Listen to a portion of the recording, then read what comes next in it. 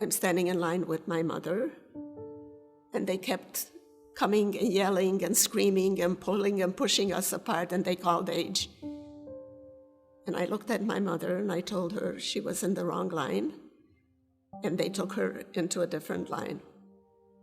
That's the last I saw of her. When I asked several hours later when I would see my mother, they showed me the smoke. And so the thoughts are, would she have lived if she had stayed with me in my line? Or would she not? Did I send her into a line that went directly to the gas chambers? So these are memories all of us live with. Memories of a place that was a living hell, Auschwitz. In May 1940, Rudolf Höss, the SS leader, was appointed commander of Auschwitz. He brought along 30 German inmates to perform basic tasks. Then, on June 14, 1940, the Nazis deported 728 Polish prisoners, most of them with the resistance, from the city of Tarnow to the Auschwitz concentration camp. And its history began as soon as those first prisoners arrived.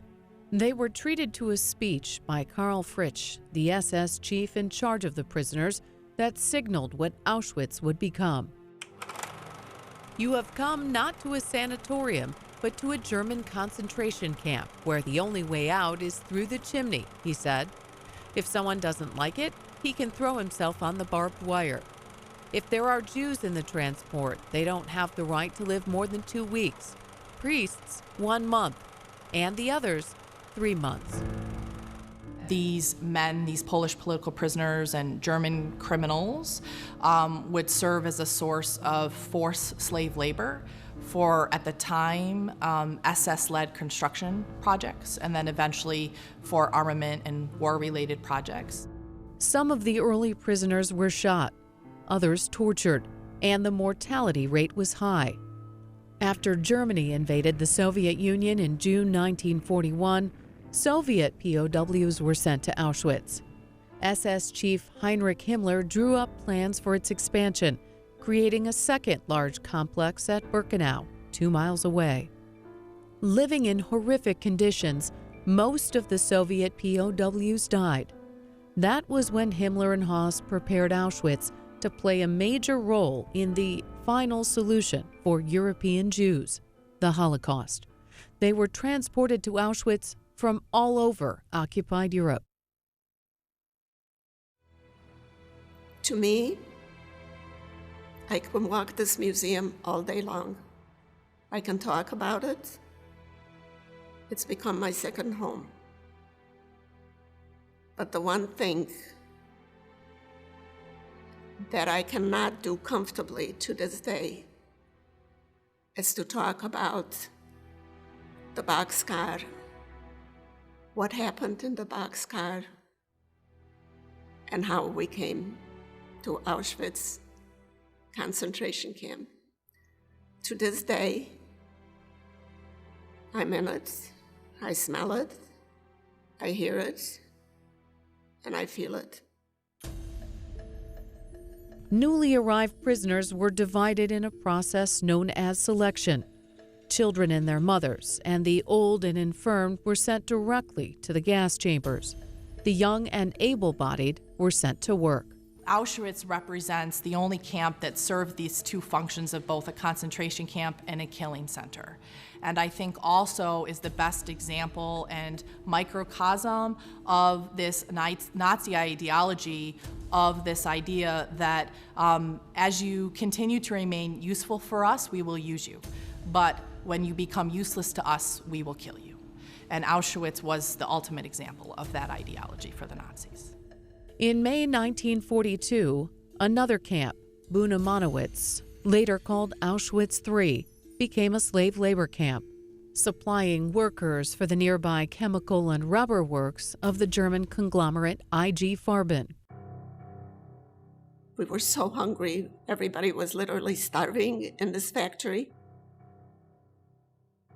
But the talk was, if we survive, who will believe us? who will live, who will tell our story. And so they looked around, and I was the youngest. And because I was the youngest, I was chosen to be the messenger. 599 women lined up and gave a crumb of bread, a crumb of bread into my palm to help me survive, allowed me extra rest. In turn, I promised that if I survived, I would be the messenger. News of Auschwitz's horrors actually began to spread well before the war ended. With the help of Polish resistance groups, a handful of prisoners managed to escape and get word out about the mass killings. 2 shocking eyewitness accounts appeared in 1944. One was written by a former Polish political prisoner, Jerzy Tabo, and circulated by the London-based Polish government in exile. The other was by 2 Slovak Jews, whose detailed descriptions reached Jewish groups and Western governments.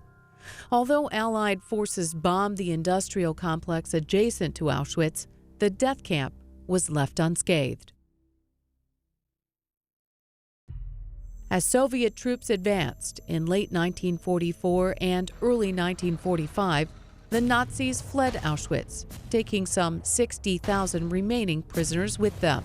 Our factory was emptied, and they brought the men and women together without warm clothes, without shoes. We had clogs on our feet. Some of us had a little blanket that we could put around us, and they marched us out.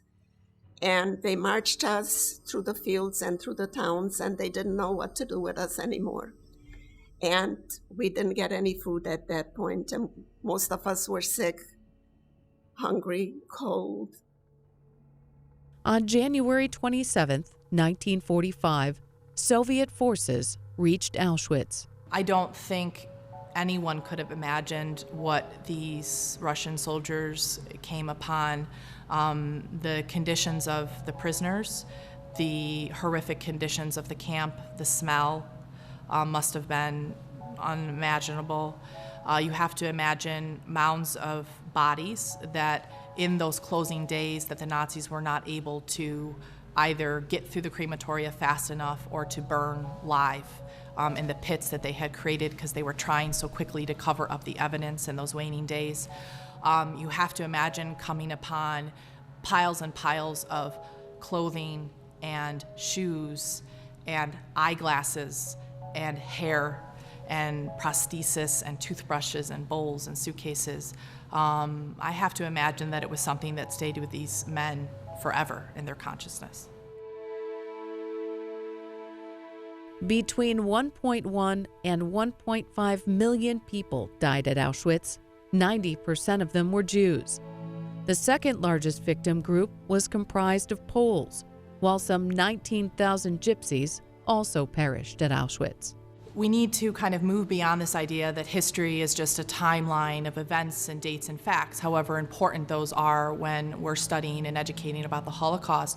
But we also have to look at the power of choices that were made, human behavior during that period of time that we can draw parallels to today. What motivated people to become perpetrators and participants in this system of exclusion and discrimination and ultimately the genocide of millions?